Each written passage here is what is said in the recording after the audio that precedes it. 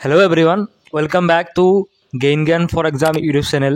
আজিৰ ভিডিঅ'টোত আমি যিকেইজন ষ্টুডেণ্টে ৰিচেকিঙৰ কাৰণে এপ্লাই কৰিছে তেওঁলোকৰ ৰিজাল্ট কেতিয়া দিব, তেওঁলোকে ৰিজাল্ট ক'ত চাব পাৰিব, OMR চিট ক'ত পাব, লগতে যদি মাৰ্কছ কিবা চেঞ্জ হয় তেতিয়াহ'লে নতুনকৈ মাৰ্কশ্বিট তেওঁলোকে ক'ত লাভ কৰিব পাৰিব, এই সকলো বিষয়ে আমি বিতংকৈ আলোচনা কৰিম।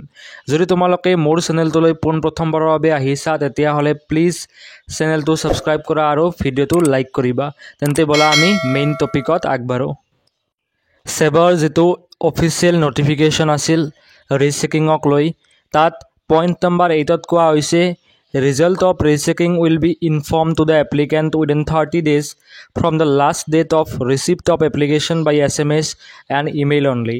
তোমালোকে যেতিয়া তোমালোকে ৱেবছাইটত লগইন কৰিছিলা তেতিয়া তোমালোকে নিশ্চয়কৈ এটা মোবাইল নাম্বাৰ বা ফোন নং আৰু এটা ইমেইল দিছিলা। তো যিদিনা ৰিজাল্ট ডিক্লেয়াৰ হ'ব সেইদিনা তোমালোকে ইমেইল আৰু ফোন নম্বৰত এটা সেবাৰ তৰফৰ পৰা অফিচিয়েল আপডেট তোমালোকে নিজৰ মোবাইলত আহিব। কথা হ'ল যে ৰিজাল্ট কেতিয়া দিব, যিহেতু সেবা ইয়াতে উল্লেখ কৰিছে যিদিনা লাষ্ট ডেট হয়। অ'কে, এপ্লিকেশ্যন আৰম্ভ হৈছিল 14 এপ্ৰিল, 14 এপ্ৰিল তাৰিখে এপ্লিকেশ্যন ষ্টাৰ্ট হৈছিল আৰু শেষ হ'ব 27ত। তেতিয়াহ'লে তোমালোকে এমাহৰ ভিতৰত অৰ্থাৎ মে' মাহৰ 25 বা 30 তাৰিখৰ ভিতৰত তোমালোকে ৰিচেকিঙৰ ৰিজাল্ট পাই যাবা। তো তোমালোকে এইটো আশা কৰিবা যে মে' মাহৰ 3rd উইকত তোমালোকৰ ৰিজাল্ট পোৱাৰ চান্স 100% আছে আৰু তোমালোকে নিজৰ মোবাইলত এই বিষয়ে এটা আপডেট পাবা। নেক্সট কুৱেশ্যনটো হৈছে যে নতুনকৈ মাৰ্কশ্বিট আহিব নেকি? যদি কোনোবা এজন ষ্টুডেণ্টৰ নম্বৰ চেঞ্জ হয়, ছাপ'জ তেওঁ অসমীয়াত 50 নম্বৰ পাইছিল বা তেওঁ ৰিচেকিঙৰ কাৰণে এপ্লাই কৰাৰ পিছত সেই মাৰ্কছখিনি 60 মাৰ্কছ হৈছে বা যিকোনো এখন ছাবজেক্টত নম্বৰ চেঞ্জ হৈছে, তেতিয়াহ'লে তোমালোকৰ মনত প্ৰশ্ন উঠিব পাৰে যে নতুনকৈ কিবা মাৰ্কশ্বিট এখন ওলাব নেকি? হয়, নিশ্চয়কৈ ওলাব সেবাৰ তৰফৰ পৰা।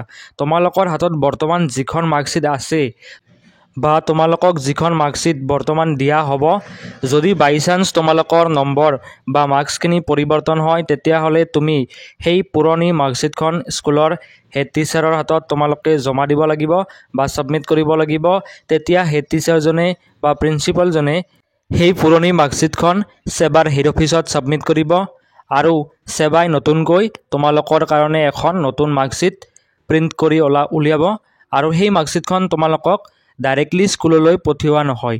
ইয়াতে লিখা আছে no such marksheet certificates will be sent to school directly to school candidate through any other agency। বা স্কুলৰ মাধ্যমেৰে বা বেলেগ কিবা মাধ্যমেৰে তোমালোকলৈ এনেধৰণৰ কোনো ধৰণৰ মাৰ্কশ্বিট তেওঁলোকে প্ৰেৰণ নকৰে। অ'কে, তোমালোকে যদি মাৰ্কশ্বিটখন প্ৰয়োজন হয় তেতিয়াহ'লে তুমি হেড অফিচত যাব লাগিব।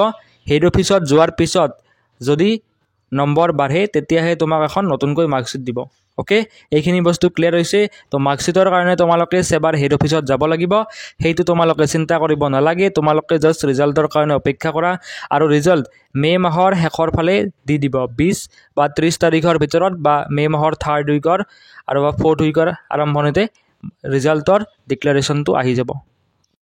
নেক্সট কুৱেশ্যনটো হৈছে যে যিকেইজন কেণ্ডিডেটে OMR চিটৰ কাৰণে এপ্লাই কৰিছে আৰু তেওঁলোকে এইটো ভাবি আছে যে OMR চিটখন আমি ক'ত লাভ কৰিম, তো তোমালোকে OMR চিটকেইখন অনলাইনত বা সেবাৰ অফিচিয়েল ৱেবছাইটত লাভ নকৰা। হয়, যিখন তোমাৰ অফিচিয়েল OMR চিট বা এক্সামত তুমি যিখন OMR চিটত MCQsবিলাক কৰিছিলা, সেই OMR চিটখন তোমালোকে যিটো ইমেইল দিছিলা লগইনৰ সময়ত সেই ইমেইলত আহিব।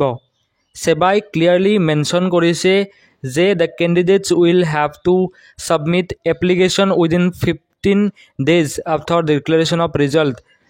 আৰু শেষত কৈছে যে it will be the responsibility of the board to deliver the OMR sheet along with answer key through email within 15 days from the date of application। answer key হৈছে যিকেইটা MCQ আছিল সেই MCQ কেইটা কোনকেইটা অপশ্যন শুদ্ধ হয় তেতিয়া তুমি কি কৰিব পাৰিবা, মিলাই চাব পাৰিবা তোমাৰ OMR চিটত। অ'কে, ছাপ'জ তুমি অপশ্যন A দিছিলা বাট সেবা যিটো অফিচিয়েল আনচাৰ কি আছিল সেই আনচাৰ কিখনত অপশ্যন নম্বৰ D কাৰেক্ট বুলি ধৰা হৈছে, তেতিয়াহ'লে তোমাৰ প্ৰথমটো উত্তৰ ভুল হৈছিল। তো সেই উত্তৰৰ লগত MCQৰ আৰু OMR sheet আৰু আনসাৰ কি তোমালোকে নিজৰ যেটো ইমেইল দিছিলা সেই ইমেইলটো তোমালোকে আপডেটটো আহিব তোমালোকে চিন্তা কৰিব নালাগে আৰু লাষ্ট ডেটৰ এমাহৰ ভিতৰত তোমালোকে ইমেইলত নিজৰ OMR sheet কেইখন আৰু সেবাৰ অফিচিয়েল আনসাৰ কি লাভ কৰিবা এতিয়া শেষৰ প্ৰশ্নটো হৈছে যে যদি আমি ৰিচেকিং কৰো তেতিয়া হলে আমাৰ নম্বৰ কমিব নেকি হয় এইটো হৈছে এটা বহু কেইজন ছাত্ৰ ছাত্ৰীয়ে মোক কমেন্ট বক্সত বা DM কৰি খুদা প্ৰশ্ন ইয়াৰ উত্তৰ হৈছে নকমে বিকজ এইটো দেখা গৈছে যে যি কেইজন ছাত্ৰ ছাত্ৰীয়ে ৰিচেকিংৰ কাৰণে এপ্লাই কৰে বহুতে এপ্লাই কৰে তোমালোকে যদি ভাবা যে 3 লাখ ক্যান্ডিডেটে এক্সাম দিছে তো তেওঁলোকৰ 70 to 8000 এ ৰিচেকিংৰ কাৰণে এপ্লাই কৰিবই 100% কৰিব বিকজ সকলোৰে এটা কনফিউজন থাকে কাৰণ সেবাৰ এনে ধৰণৰ ভুল বহুতবাৰ হোৱা দেখা গৈছে তো যি কেইজনৰ নম্বৰ বাঢ়ে তেওঁলোকে এখন ফ্ৰেছ মাৰ্কশিট বা নতুন মাৰ্কশিট লাভ কৰে আৰু যি কেইজনে এপ্লাই কৰে বা তেওঁলোকে ভাবি থাকে যে মোৰ নম্বৰ কমিব পাৰে নেকি হয় তোমালোকৰ নম্বৰ নকমে তোমালোকে এইটো টেনচন নলবা তোমালোকৰ নম্বৰ যেটো পাছিল সেইটো থাকিব যদিও কোনো ধৰণৰ পৰিৱৰ্তন নহয় বহুত কম এনেকুৱা সিচুৱেশন বা কন্ডিশন দেখা গৈছে যত ক্যান্ডিডেট জনৰ নম্বৰ কমিছে ওকে তো এইটো বহুত বেছি ৰেয়াৰ হয় ৰেয়াৰলি এনেকুৱা ধৰণৰ ঘটনাবিলাক হয় তো তোমালোকে টেনচন লব নালাগে তোমালোকে জাস্ট নিজৰ এডমিশনত ফোকাস কৰা এমাহৰ ভিতৰত তোমালোকে ৰিজাল্ট পাই যাবা আৰু অফিচিয়েল আপডেট লাভ কৰিবলৈ চেনেলটো সাবস্ক্ৰাইব কৰিবা